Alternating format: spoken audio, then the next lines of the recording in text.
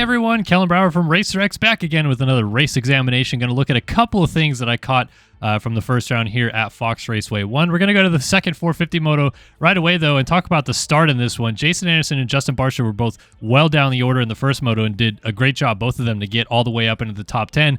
But they had to do it again in the second moto, and this time it was a bit of a crash coming into the second turn. It kind of bottlenecks right here. Anderson starts to stack up, and Barcia starts leaning on him a little bit, just enough to start going down. He goes down, brings Anderson with him, and then everybody stacks up behind him. Tough luck for both of them, but a nice job on recovering and getting through the field as well as they both did, because they had a lot of work to do on the day. Battle out front, though, in the first moto and the second moto was really all day between Ken Roczen and Chase Sexton, and in this first little instance, just a bit of a bump and run. Sexton actually said that Roczen had picked up on Sexton coming to this inside the corner, or the lap before, I should say, so he covered it off a little bit better this time. Sexton didn't expect Roczen to kind of apex the corner the way he did, hence why they made contact, but little rubbing is racing, no harm, no foul. Once Sexton does actually come up and make the pass on Roczen, goes a little bit long on this jump, got a little bit squirrely, but still does make the pass for the lead in the first moto, and here's what Sexton had to say. Well, actually, when I got around him, I overjumped that middle jump by, I don't know, it felt like 35 feet into the bumps, and it was a little bit squirrely for me. Good thing Kenny didn't go to the inside, because I was like coming in there hot. So it was a little bit of a wild ride, and Sexton actually apologized to Roczen after the moto. Dude, I overjumped that jump behind you. I did not mean to. I thought I struggled before I landed the bump. And yeah, you can definitely see Sexton went a little bit long. The front end starts to chatter a little bit back and forth. Right foot almost falls off the bike, but a nice save in the end.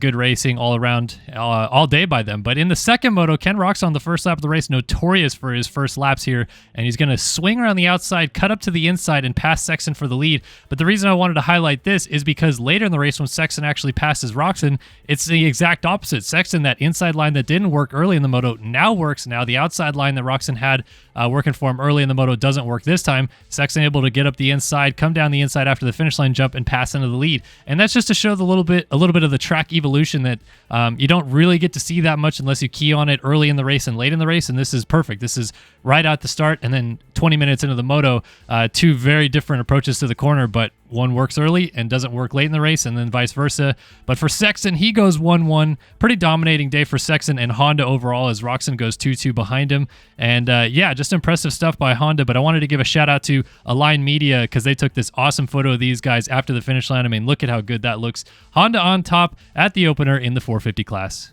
I want to remind everybody that this video is presented by OnX Off-Road. Know where to go with the #1 off-road GPS app. Access 500,000 plus miles of trails and roads, open dates, and public lands. Download the OnX Off-Road app today.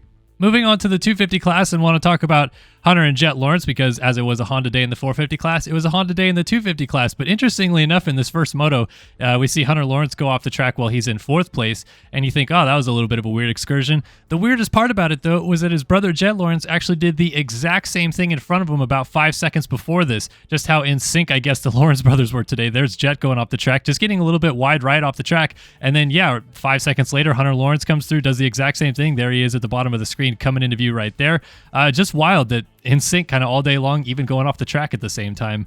A little bit later in that first moto, though, wanted to talk about Levi Kitchen and line selection. Talked about it with Sexton and Roczen, but what I love about Kitchen right here is he was coming up forward through the entire moto. Look at this, outside in that first corner that we see, outside in this corner trying to pass Austin Forkner. Looks like he's going to swing to the outside here, but then Forkner kind of closes him off to the outside, so Kitchen doesn't even double down the hill, just goes to the outside kind of casually right here, and then turns up and gets a great drive up the inside of the hill to make this pass on Austin Forkner. That is a lot of great racecraft right there by Kitchen to not follow, find the lines that work for him, eventually come up and make that pass on Austin Forkner, and Kitchen was absolutely flying in that first moto. Late in the second moto, though, Jo Shimoda trying to hold on as Hunter Lawrence had been hawking him down the entire moto. Shimoda did a great job holding Lawrence off as long as he did, but right here at the end, as Lawrence slingshots around the outside and takes over second place, Shimoda's going to drop back to third, and that would seal the Lawrence 1-2 on the day. But just highlighting this actual pass attempt, because a lot of people saying, oh, lap traffic gets in the way, but you know, some people saying, oh, why doesn't Shimoda just cover off Lawrence to the outside here? But he doesn't know Lawrence is there. He might think Lawrence is actually up the inside right here, so he has to go defensive. Otherwise, Lawrence could push him to the outside.